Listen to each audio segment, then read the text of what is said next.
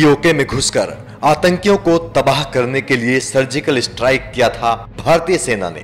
फैसला लिया था प्रधानमंत्री नरेंद्र मोदी ने। चोट लगी नवाज शरीफ को, दर्द हुआ दाऊद इब्राहिम को, लेकिन करा रहा है पाकिस्तान का पूर्व क्रिकेटर जावेद मियांदाद। पीएम मोदी का नाम लेकर जावेद मियांदाद ने पाकिस्तानी टीवी चैनल शमा टीवी पर इतनी भद्दी भद्दी बातें कही हैं कि बिना बीप के तो हम आपको वो बातें सुनवा भी नहीं सकते। पहले तो आग लगी हुई है चाइना कॉरिडोर का जो है। इस वक्त इंडिया की आवाम को मैं मैसेज देना चाहता हूं कि देखें, आप अपने इस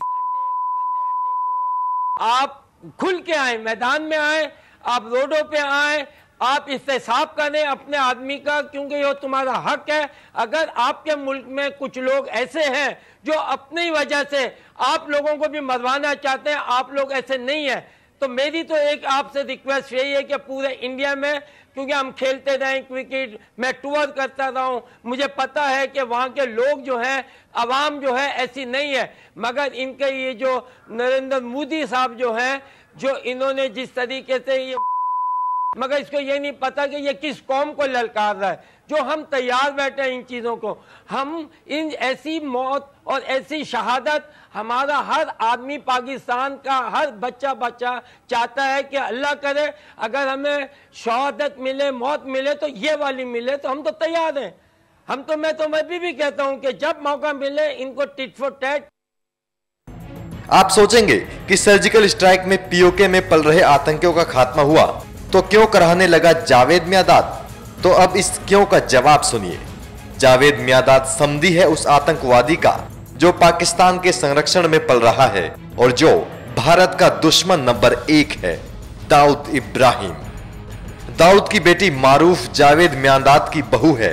मियांदाद का बेटा जुनैद दाऊद का दामाद है और मियांदाद मोदी के नाम से इसलिए घबराया हुआ है क्योंकि उसे मालूम है कि उसके समधी दाऊद का भी एक दिन वही हश्र होना है जो पीओके में पाकिस्तान के पाले गए आतंकियों का हुआ है। हालांकि जावेद मियांदाद दुनिया के टॉप क्रिकेटर्स में से रहा है और इंडिया में भी उसने क्रिकेट खेला है और वो उछलता है उसे एक छक्के पर जो उसने तुक्के से शारजहां में लगाया था। लेकिन आज जब मियांदाद आतंकवादियों की हिमायत करते दिखाई दे रहा है तो इसमें हैरान होने वाली कोई बात नहीं। उसकी मजबूरी भी समझी जा सकती है। वो पाकिस्तान में रहता है, दाऊद का रिश्तेदार है, तो फिर वो इससे अलग और बोल भी क्या सकता है। पहले तो आग लगी हुई है चाइना कॉरिडोर का जो है। इस वक्त इंडिया की आवाम को मैं मैसेज देना चाहता हूं कि देखें, आप अपने इस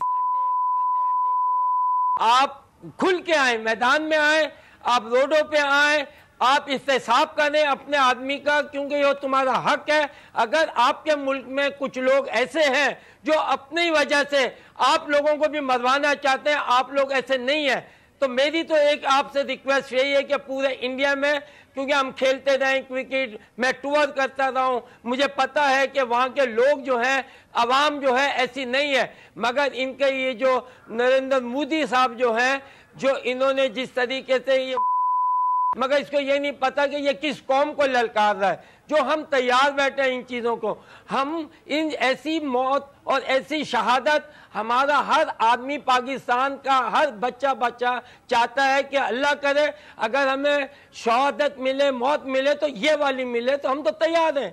हम तो मैं भी कहता हूं कि जब मौका मिले इनको टिट फॉर टैट। शब्द तो मियांदाद के हैं, लेकिन हो सकता है कि उसके पीछे का डर दाऊद इब्राहिम का हो। 28 और 29 सितंबर की रात के बाद से हो सकता है दाऊद इब्राहिम को भी सर्जिकल स्ट्राइक के सपने आ रहे हों, क्योंकि दाऊद के मुकद्दर में भी उसका अंत कुछ ऐसा ही लिखा है और उसका मुकद्दर लिखेंगे मोदी। 2014 में जब मोदी पीएम भी नहीं बने थे, तब उनसे एक इंटरव्यू में दाऊद को लेकर एक सवाल पूछा गया था। तब मोदी ने नहीं बताया था कि दाऊद को कैसे पकड़ेंगे, लेकिन भारत जानता है कि दाऊद पाकिस्तान में रह रहा है। पाकिस्तान को यह बताने की जरूरत नहीं थी, लेकिन भारत ने फिर भी पाकिस्तान को दाऊद से जुड़े सारे सबूत दिए थे, जिन्हें पाकिस्तान ने उम्मीदों के मुताबिक नकार भी दिया था। मगर देशवासियों को यकीन है कि मोदी पीएम है तो एक दिन दाऊद को लेकर भी वैसी ही खबर आएगी जैसे कि सर्जिकल स्ट्राइक की खबर आई थी, और तब पाकिस्तान में रह रहे जावेद मियांदाद जैसे लोग भौंकना बंद अपने आप ही कर देंगे। एनएमएफ न्यूज की रिपोर्ट।